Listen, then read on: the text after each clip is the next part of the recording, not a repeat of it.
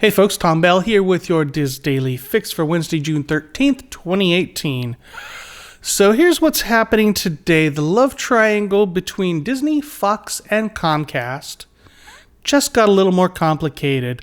Now, Charles Boda does a great job of explaining this and giving some detail and background over on the Diz, so be sure to head over there for more information. But here's how I understand what's going on. For some background, last year, both Comcast and Disney were interested in assets belonging to Rupert Murdoch's 21st Century Fox. Now, this included the film studios and television studios, but not the Fox Broadcast Network or Fox News, just loads and loads of intellectual properties. Now, both Disney and Comcast courted Murdoch, and even though Comcast's offer was all cash, Murdoch went with the Disney offer because it was more likely to get government regulatory approval. Now, Comcast owns Universal, NBC, lots and lots of cable holdings, so a Comcast Fox company would have been huge, and Murdoch had been watching the deal that was happening between AT&T and Time Warner, which the government's antitrust division was trying to put a stop to. It was making its way through court at that point, and that merger would have put AT&T, DirecTV, HBO, CNN, and Warner Brothers all under the same family. And again, that was in court, so Murdoch's like, what's a couple billion among friends? A Disney deal is way easier.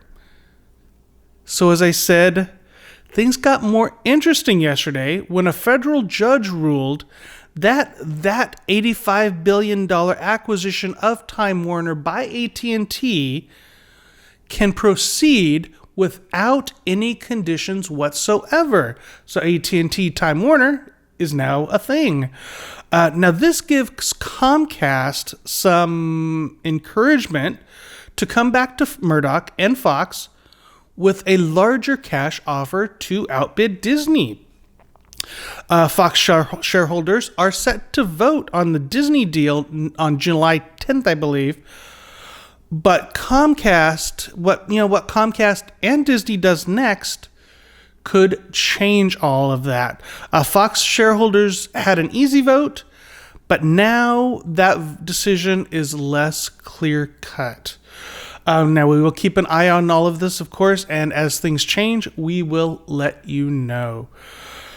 In other news, after 14 long years of waiting since The Incredibles first hit theaters, Incredibles 2 looks to break the record for highest ever debut for an animated film at the American box office.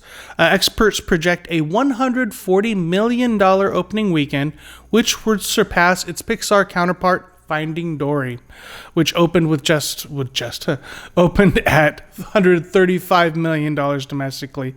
This would, of course, add to the string of records broken recently by the Walt Disney Company with box office successes like Avengers: Infinity War, Star Wars: The Force Awakens, Black Panther. Now, in the sequel, Helen Parr is called to bring the world superheroes in hiding back to light, while Bob Parr tries to hold down the fort at home with Violet, Dash, and Jack.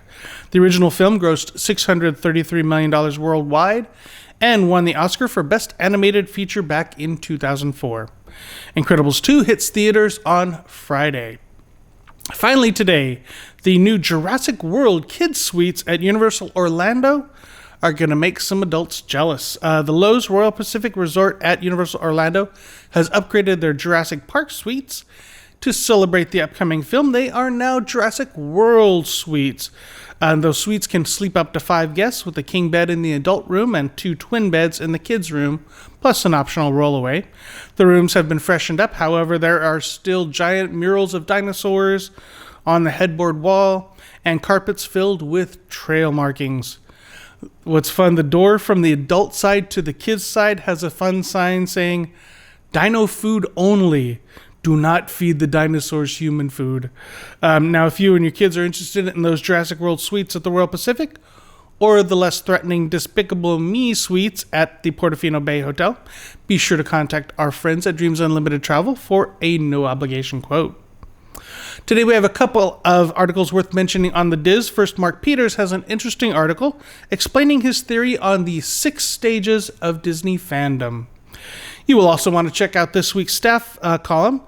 In today's Spoonful of Pixie Dust, Jackie Gailey, mom of a 16 and 20-year-old, explains why she's ridiculously excited about the opening of Toy Story Land at Disney's Hollywood Studios. You will find Jackie's Spoonful of Pixie Dust over at wdwinfo.com. Trending on the Disboards today is a thread from poster Babe the Blue Ox, where the poster explains their experience making additional FastPass Plus selections during while they were in the parks during their Walt Disney World vacation. You'll find the thread Refresh is my new favorite strategy in the Theme Parks Attractions and Strategies forum at disboards.com. Now, if you're heading into the parks tomorrow, it's going to be mostly sunny in Anaheim, a high of 84, low of 64. Those pesky afternoon thunderstorms in Orlando with a high of 90, low of 72. You can find links to all these stories and more on our Daily Fix main page at wdwinfo.com/dailyfix. That's going to do it for me today, but be sure to join us again tomorrow for the next installment of the Diz Daily Fix. Have a great day.